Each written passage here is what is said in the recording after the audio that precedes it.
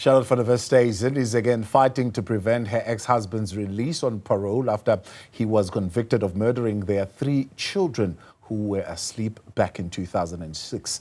She believes it would be unjust for the former high-ranking police officer to be released. Newzroom Afrika's Nasiphi reports.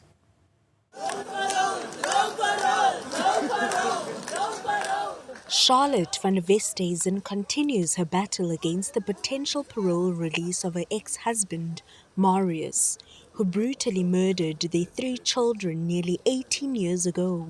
This is Charlotte's 3rd attempt to block his parole at the Malmesbury prison.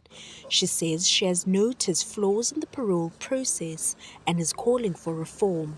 As Mrs. van der Westhuizen is approaching the 3rd parole hearing today, without the benefit of copies of these reports, it is difficult or impossible to properly oppose and interrogate Mr. van der Westhuizen and to determine whether he has remorse and is therefore eligible for placement on parole. How can she achieve this if crucial information is not made available to her? And other interested parties, the effect of this system of parole does not allow a victim to be on an equal footing as the accused, and clearly prejudice the right of the victims in these proceedings. The fact that at the next parole hearing Mr. van der Westhuizen may be granted parole would be cold comfort to the victim and public at large if he again commits any violent act against women or children. Nearly 2 decades later, the pain is still fresh and raw for Charlotte, who watched as her ex-husband shot and killed their 3 children. 21-month-old Antoinette, 5-year-old Marius, and 16-year-old Bianca, who had cerebral palsy. Several GBV organizations have rallied to support the fight against Marius being released on parole.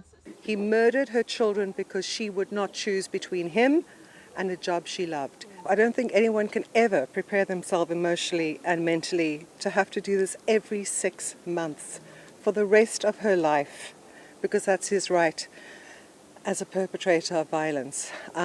If you break it down, 4 years for each child, I mean, it's an insult to the memories of children. Former Deputy Provincial Police Commissioner Jeremy Veery, who oversaw Marius van der Westhuizen during his time in the police, expressed deep concerns about his lack of remorse. He said the parole system needs to be more victim-centered.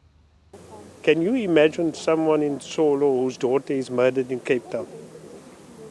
Firstly, how are they going to be contacted? Is the correctional services going to go out to them and tell them physically, not a letter or leaving a message somewhere that there's a parole hearing coming out in Cape Town?